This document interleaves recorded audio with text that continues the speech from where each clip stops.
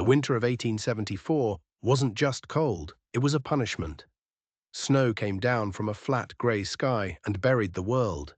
It buried the railway tracks, silencing the steel under a blanket of white. It piled up against the walls of the abandoned station, a brick skeleton with broken windows for eyes. Frost grew like white fur on every nailhead. And the wind, oh, the wind cried through the empty building like it had lost something precious and couldn't remember what. On the stone steps of that dead station sat Clara Mayfield. She was a widow with 4 children, wrapped in a shawl so thin and ragged it was more of a memory than a piece of clothing. Her face, once beautiful, was now just a map of hunger and shame.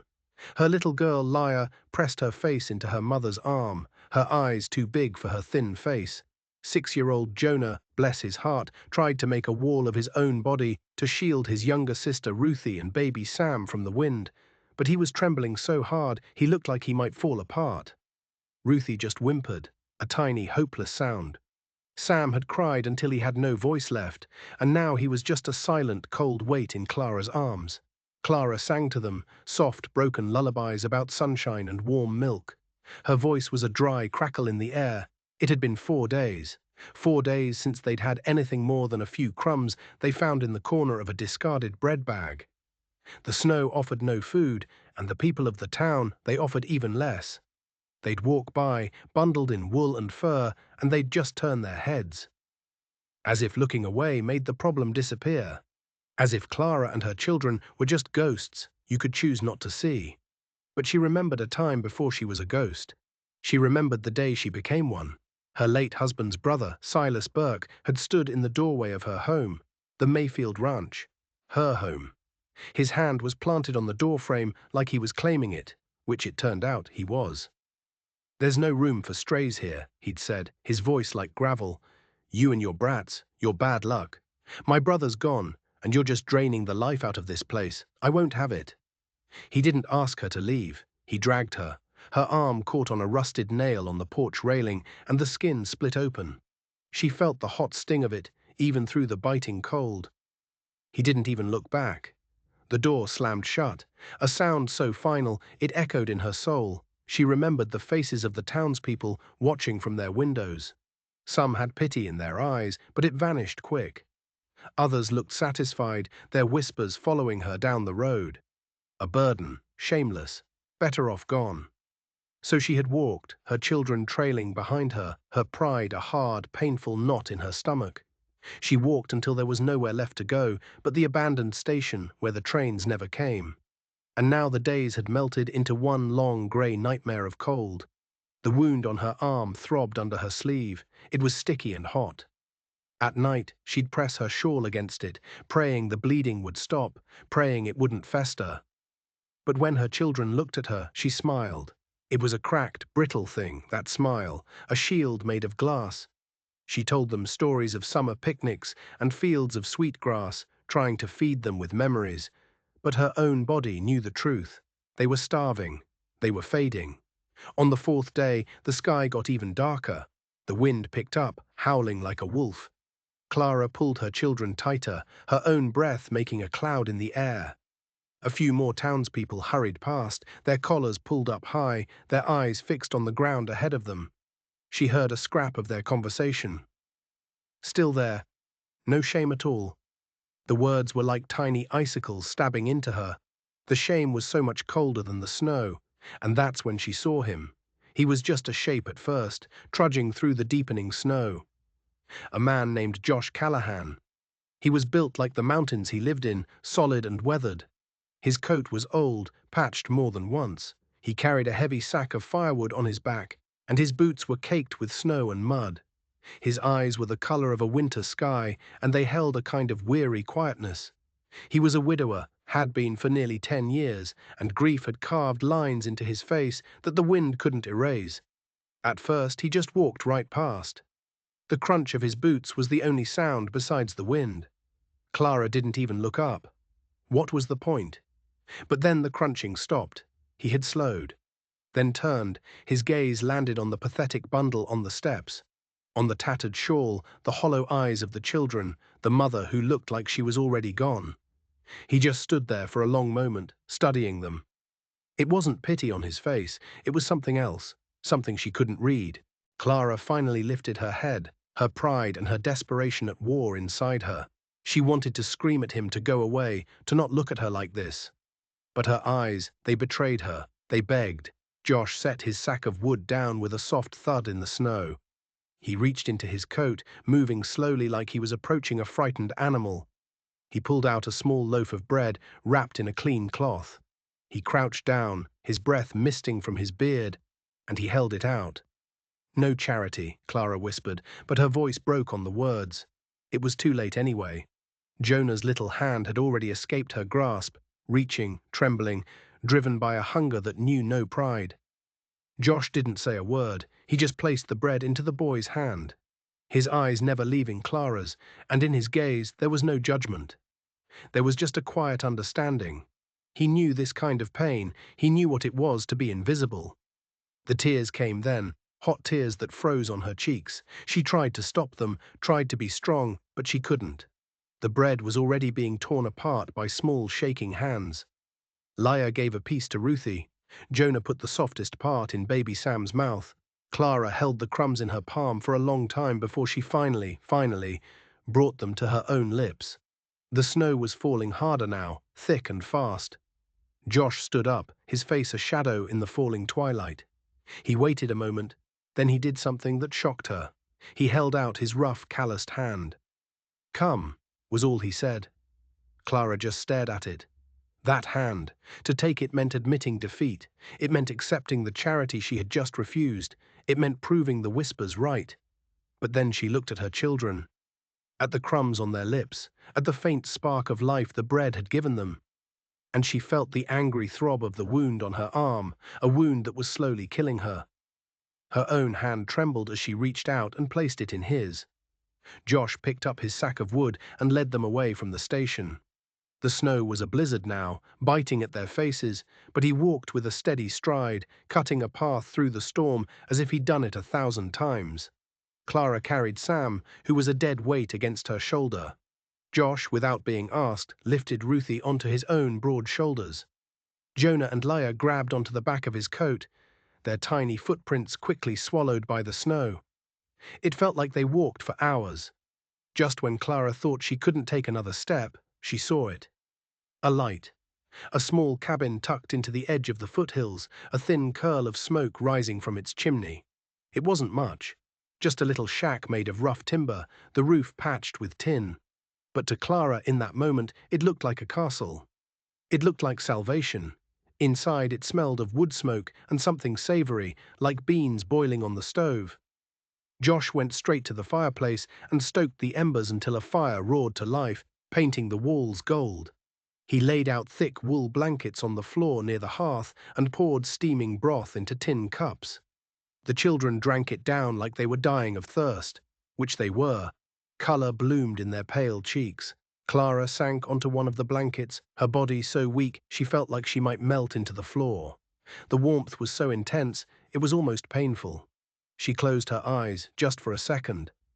Josh didn't say much. He moved around the small cabin with a quiet efficiency, hanging their wet, ragged clothes near the fire, stuffing old rags into the cracks in the window frames to keep the wind out.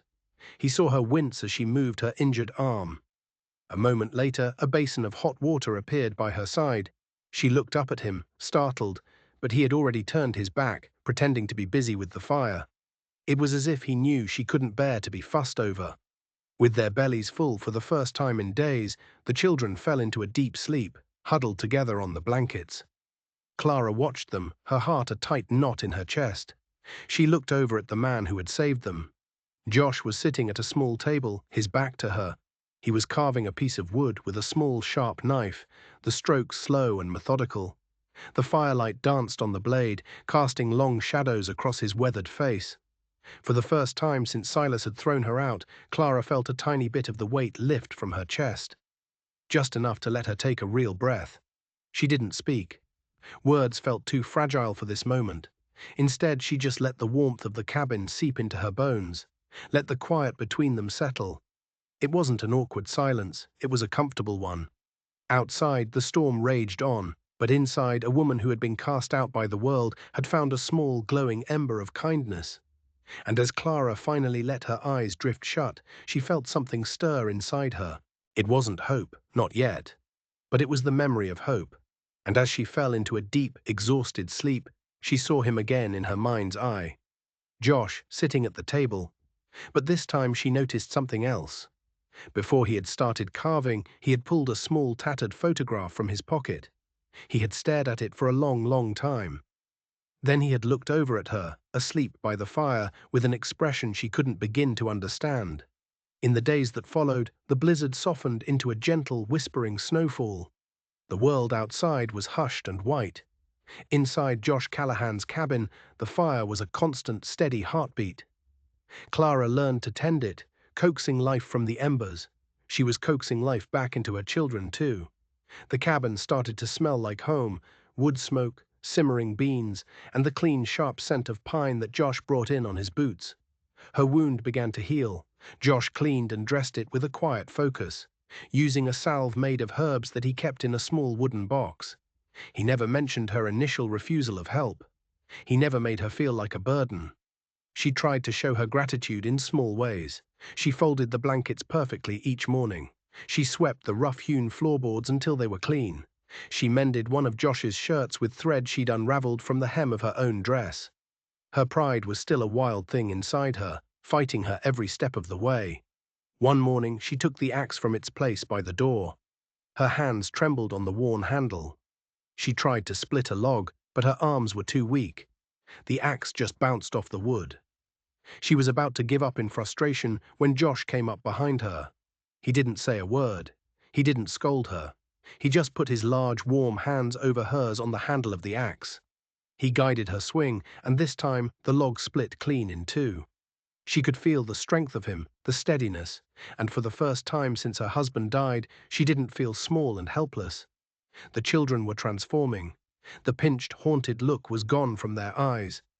Leia started humming again, stitching tiny dolls out of scraps of cloth.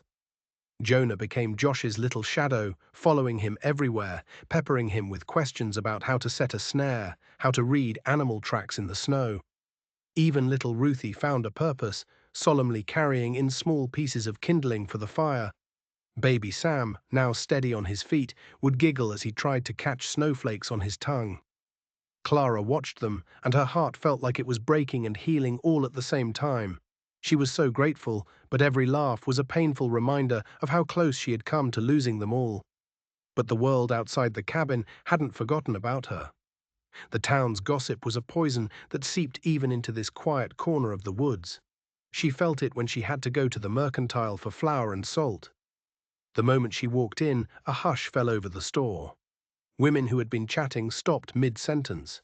They'd look at her, then look away, their eyes sly. She could hear the whispers, just loud enough for her to catch. Up at the Callahan place. No shame, that one. Living with a man, not her husband. The words burned her cheeks. Josh had given her a few coins, pressing them into her hand and insisting it was payment for her help around the cabin. She wanted to scream at the women in the store to tell them this wasn't what they thought. But the words wouldn't come. She just paid for her things and left, her head held high, even though she felt like crumbling. When she got back to the cabin, Josh must have seen the look on her face, but he didn't ask. Later that evening, while the snow tapped against the windowpane, he sat by the fire, mending her torn shawl. He used a needle and thread from a small sewing box that must have belonged to his late wife. His hands, usually so rough and powerful, were surprisingly gentle with the delicate work. Clara sat across from him, watching his careful, unhurried movements. No man had ever done something like that for her. Her husband, Robert, had been a good man, but he would have never thought to mend her shawl. Something in her heart, something that had been frozen solid for months, began to thaw. She didn't thank him. The words still felt too big, too difficult. But she watched him, and he knew. One night, a new storm blew in, worse than the first. The wind shrieked and clawed at the roof. The whole cabin shook, snow blasted through the cracks in the walls. Josh was up half the night, patching leaks, his hands raw from the cold. Clara got up to help him. She held boards steady while he nailed them. She pressed cloth into gaps. Her hair came loose from its pins and whipped around her face. In the dark, their hands brushed, and she felt a jolt of warmth that had nothing to do with the fire. They worked together in silence, a team forged by the storm. When the roof was finally secure, they sat by the fire, exhausted. The children were asleep in a pile of blankets between them. The silence wasn't empty anymore. It was a bond. The weeks slipped by. Clara learned the rhythm of Josh's life, the quiet way he faced every day, the deep patience in his hands, whether he was carving wood or tending a wound. She learned he carried a great sorrow, but he didn't let it make him bitter. He told her about his wife one night, his voice low, his eyes fixed on the flames. Her name was Mary. She'd died of a fever 5 years back. He spoke of it not for pity, but as a fact, like a storm that had passed through and changed the landscape forever. Clara listened, and her heart ached for him. And in his story, she heard the space he had made for her and her children, even though he never said it. Still, the shadow of Silas Burke was always there. Clara knew he wouldn't just let her disappear. His pride was a vicious, thorny thing, and she knew the town gossip would be fueling his anger. She lived in fear of the day he would ride up the path to the cabin, his voice like a whip. Every time the trees creaked in the wind, her heart would leap into her throat. That day came sooner than she expected.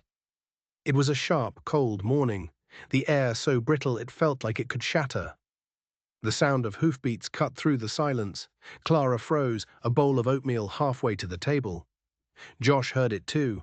He didn't say anything. He just picked up his axe and stepped outside. Silas Burke reined in his horse, a big, powerful black stallion that seemed to snort with the same arrogance as its owner. He was wearing an expensive coat, trimmed with fur, and his eyes were as cold and hard as river stones. Two of his ranch hands sat on their horses behind him, their faces blank. "Well, well," Silas said, his voice dripping with contempt. He swung down from his horse. "Looks like my brother's widow has found herself a new protector." His eyes flicked to Clara, who was standing in the doorway, and his lip curled into a sneer. "You're making a spectacle of yourself, Clara, living up here in a shack with this mountain man. You'll come back with me. Now, you can work off your keep at the ranch. A servant's roof is better than no roof at all." Clara felt her knees start to tremble, but Josh was standing there, solid as an oak tree, the axe held loosely in his hand. He hadn't moved. He hadn't spoken. He just watched Silas, his eyes flat and unreadable. Silas's voice got harder. "You think you can hide here? Sully my brother's good name? Live off another man's charity? You will bring those brats and you will come back to my house, or I swear to God, Clara, I'll make sure you starve in a ditch this time. It's your choice." The words hit her like a physical blow. All the old shame, all the fear came rushing back. The memory of him dragging her from her home, the whispers of the town, the gnawing hunger. For a second, she almost gave in. It would be easier. But then she saw her children. Leah was hiding behind her skirts, clutching Ruthie's hand. Jonah was standing just inside the cabin, his little body tense, his eyes wide. And baby Sam was clinging to the leg of Josh's trousers. Their faces were turned to her. They were waiting. And in that moment, something inside her didn't just break. It exploded. She straightened her shoulders. Her voice shook, but it was clear and loud in the cold morning air. "No, Silas." The silence that followed was absolute. Even the birds seemed to have stopped singing. Silas just stared at her, his face a mask of disbelief, which quickly curdled into fury. "What did you say?" Clara took a step forward out of the doorway onto the porch. Her heart was hammering against her ribs so hard she thought it might break. "I said no. I will not go with you. I will not be your servant. I will not bow to your threats and your lies. We may be poor, Silas. We may have nothing. But we are not yours to command. I choose this. I choose dignity." The words hung in the air, ringing with the strength she never knew she possessed. Josh shifted his grip on the axe. It was a tiny movement, but it was enough. He didn't have to say a word. His presence was a promise. Silas would not be taking her anywhere. Silas looked from Clara's defiant face to Josh's unmoving form, and his face twisted into an ugly snarl. He spat into the snow. "You'll regret this, Clara, both of you." He swung himself back up onto his horse, yanking on the reins with a vicious snap. His men followed, and the sound of their hoofbeats faded away, leaving a ringing silence behind. Clara stood there, trembling from head to foot, her children rushing out to cling to her. Josh came and stood beside her. He laid a hand on her shoulder. It was warm and steady, and for the first time in a very long time, she didn't feel helpless. She felt unbroken. That night, the firelight danced on the cabin walls. Clara held her children close, her body still buzzing with a mixture of fear and triumph. Josh sat across from her, whittling a piece of wood. The rhythmic scrape of his knife was a comforting sound, steady as a heartbeat. At one point, her eyes met his across the flickering flames, and in his gaze, she saw something new: respect, pride. It was a look that said more than words ever could. It was a quiet promise, a vow forged in a storm and sealed with defiance. And as the wind howled outside, Clara knew that the worst of the winter was over. But the fight was not. Because when Silas had looked at Josh, there was something in his eyes besides anger. There was recognition, and there was fear. These two men knew each other, and Clara Mayfield was standing right in the middle of their war. Life in the cabin took on a new, tense rhythm. The quiet comfort was gone, replaced by a constant state of watchfulness. Josh was no longer just a kind stranger, he was a guardian. He taught Jonah how to use a slingshot with surprising accuracy. He spent his evenings not just carving wood, but cleaning a pistol, a beautiful, well-oiled Colt that looked out of place in the rustic cabin. His movements were efficient, practiced, the movements of a soldier. Clara found she couldn't sleep. Her mind raced. Who was this man? How did he know Silas? One night she couldn't stand it anymore. The children were asleep, a tangle of limbs and soft breathing by the fire. Josh was at the table, sharpening his knife on a whetstone. The sound was a soft, rhythmic shush in the quiet room. "You have to tell me," she said, her voice barely a whisper. Josh stopped, his hands still. He looked up at her, his grey eyes shadowed in the lamplight. "Tell you what, Clara, you know him. Silas. When he was here, he looked at you like he'd seen a ghost, and you looked at him like you wanted to make him one." Josh set the knife down carefully. He was silent for a long time, staring into the fire. When he finally spoke, his voice was low and heavy. "I knew your husband, Clara. Robert and I. We served together in the war. He was my best friend. More like a brother to me than Silas ever was to him." Clara felt the air leave her lungs. Robert had talked about the war, but he rarely mentioned names. He'd tried to leave that part of his life behind. He never told me," she stammered. "He didn't like to talk about it," Josh said. "But he wrote to me, all the time. He told me about you, about the children. He told me how proud he was of his family." Josh paused, his jaw tight. "He also told me he was worried about Silas. He said Silas was good with numbers, too good. He suspected he was stealing from the ranch, skimming profits, selling off cattle and pocketing the money." The pieces started to click into place in Clara's mind. The arguments she'd overheard between the brothers. The way Silas always seemed to have money for fine clothes and whiskey, even when the ranch was struggling. "The week before he died," Josh continued, his voice rough with emotion, "Robert sent me a letter. He said he'd found proof, a ledger where he'd been keeping his own records, tracking the discrepancies. He said he was going to confront Silas. The letter. It was the last one I ever got." Clara sank onto the bench across from him, her hands trembling. "They said it was an accident. He was thrown from his horse." "I never believed it," Josh said, his voice flat and hard. "Robert was the best rider I ever knew. He could ride anything on 4 legs. That's why I came here. I changed my name, kept to myself. I've been watching Silas for months, trying to find a way to prove what I knew in my gut." "You knew who I was," she whispered, "at the station. I recognized you from the photograph Robert carried," he admitted. "But I didn't want to approach you, not yet. It wasn't safe. I was afraid Silas might hurt you to get to me. But when I saw you there, with the children, I couldn't walk away. I couldn't let Robert's family die in the snow. It was all too much." Her kind savior wasn't a random act of mercy. He was an avenging angel sent by her dead husband. Suddenly, Silas's angry words at the cabin made sense. He wasn't just there to drag her back. He was afraid. He was looking for something. The proof, Clara breathed. The ledger. That's what he wants. And then a memory surfaced, sharp and clear. A memory she had pushed down in the chaos and grief. It was from a few nights before Robert died. He had come to her, his face pale and serious. He was holding a small iron-bound box. It was heavy. "Clara," he'd said, his voice urgent, "if anything ever happens to me, you take this box, you hide it.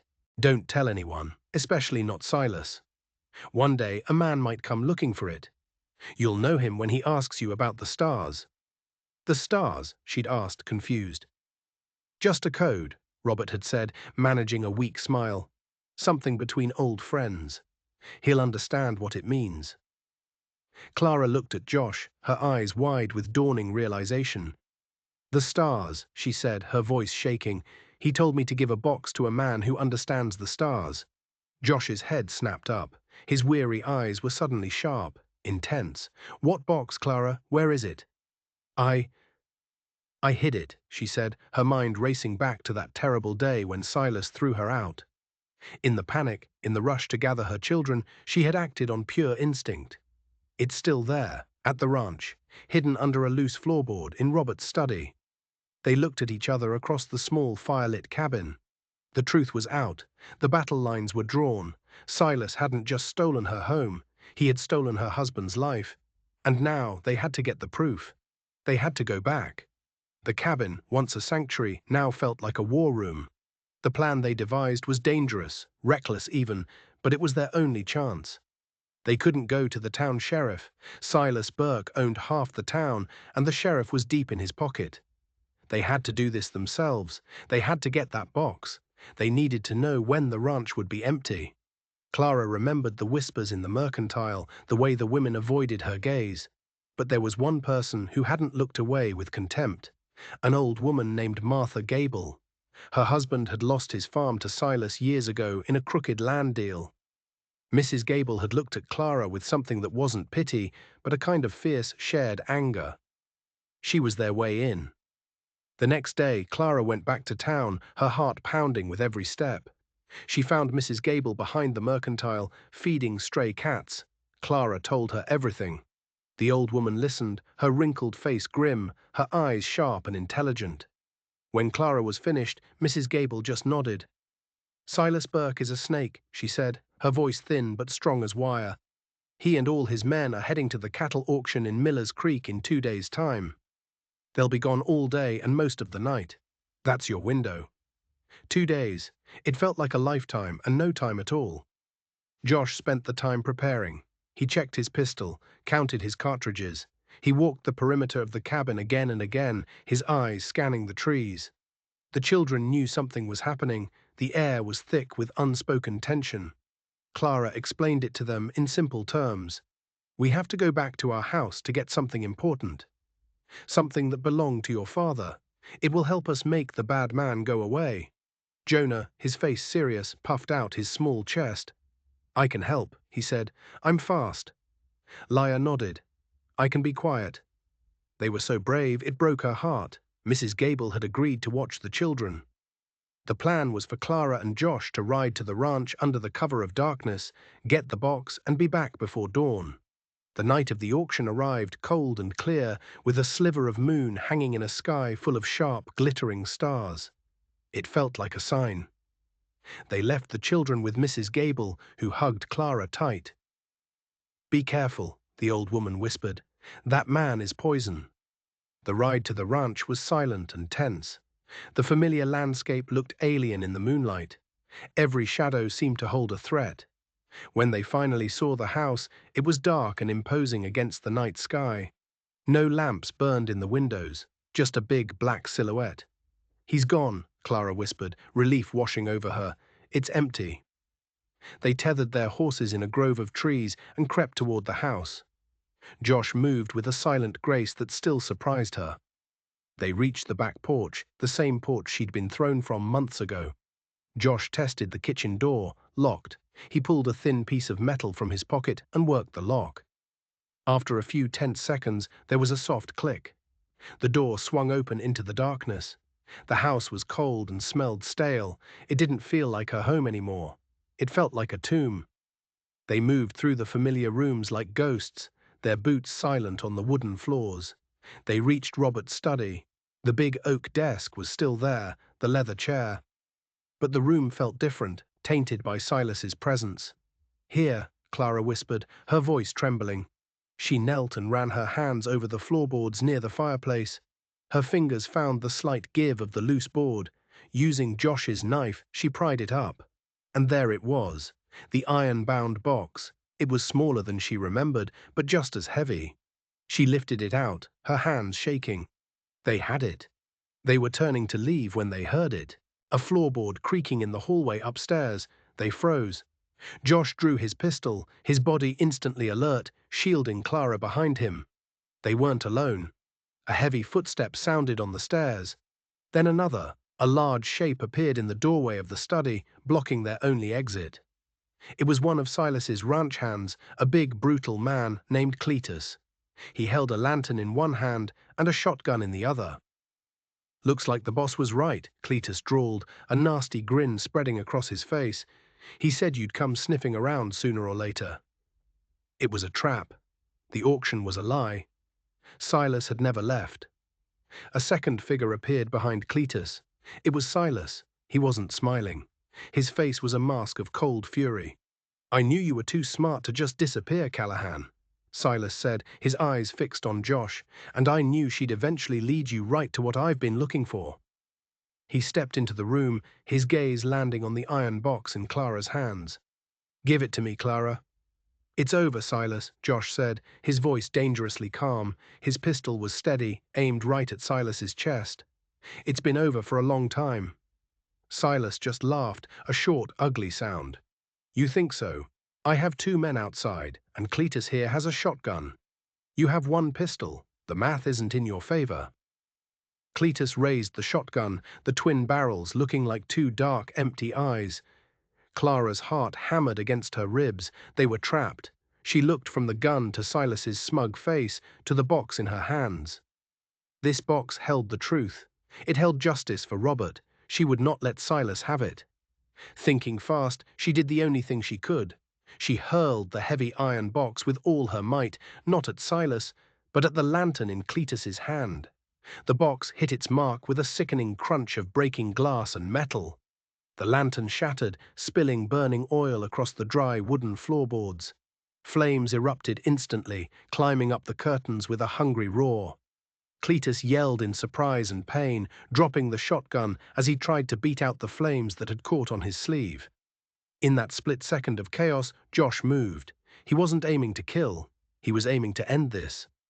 He fired his pistol twice. The first shot hit the shotgun, sending it skittering across the room. The second shot hit Cletus in the shoulder, spinning him around and sending him crashing into a bookshelf. But Silas was fast. He lunged, not at Josh, but at Clara.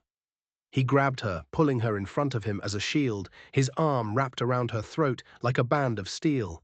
He pressed the cold muzzle of a small derringer against her temple. "Drop the gun, Callahan," Silas screamed over the roar of the fire, "or I'll blow her head off right here." The room was filling with thick black smoke.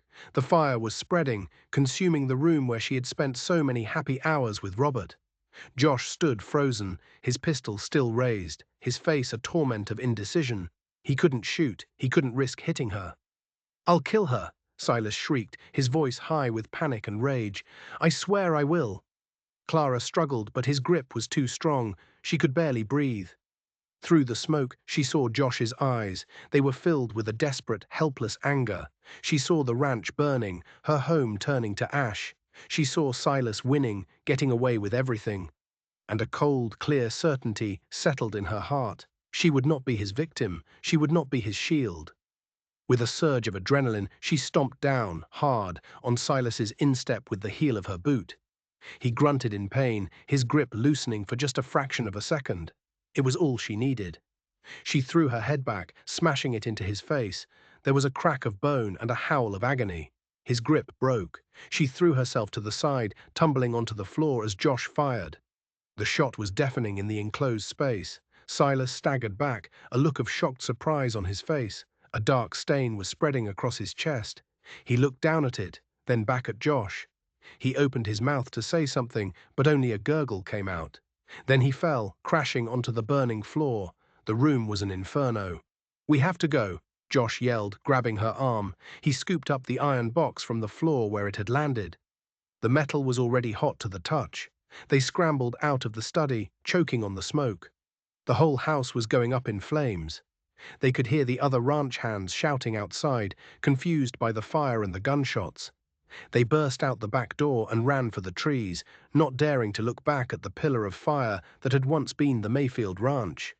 They rode hard, the glow of the fire lighting up the night sky behind them. They didn't stop until they reached Mrs. Gable's small cottage on the edge of town. The children were safe, asleep inside. Mrs. Gable met them at the door, her face pale with worry. "We got it," Clara gasped, holding up the box. "And Silas? Silas is gone." The next morning, the sheriff and a posse of townspeople rode out to the smoldering ruins of the ranch.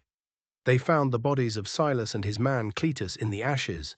The story, as pieced together by the other ranch hands, was that Callahan and the widow had set a trap. But Josh and Clara told the sheriff the truth. They opened the iron box. Inside was the ledger, its pages filled with Robert's meticulous handwriting, detailing years of Silas's theft.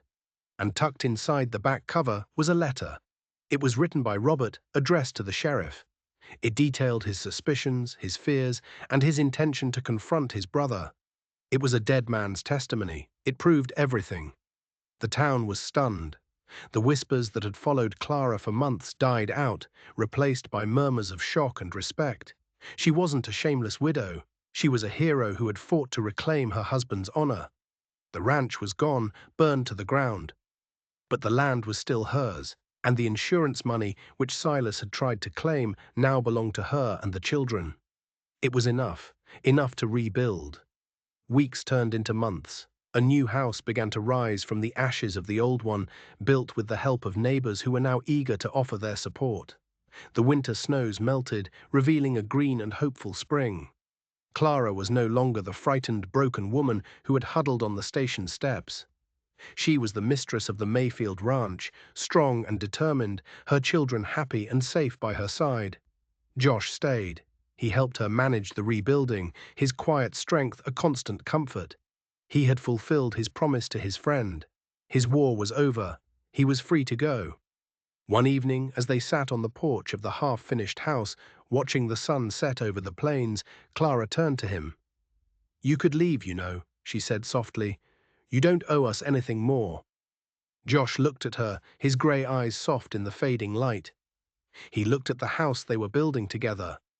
He looked at Jonah and Leah playing in the yard. "I'm not here because I owe anyone anything, Clara," he said, his voice quiet but sure. "I'm here because this is home." He reached out and took her hand. It was the same rough, calloused hand that had pulled her out of the snow, out of despair. But this time, when she placed her hand in his, it wasn't an act of surrender. It was a promise. A new beginning, built on a foundation of courage and love, rising from the ashes of a cruel, hard winter. They had found their justice, and in doing so, they had found each other. Clara and Josh's story is a reminder that even in the darkest of winters, the seeds of a new spring are waiting. If their journey from desperation to justice inspired you, don't forget to hit that like button and subscribe for more stories that prove the strength of the human spirit.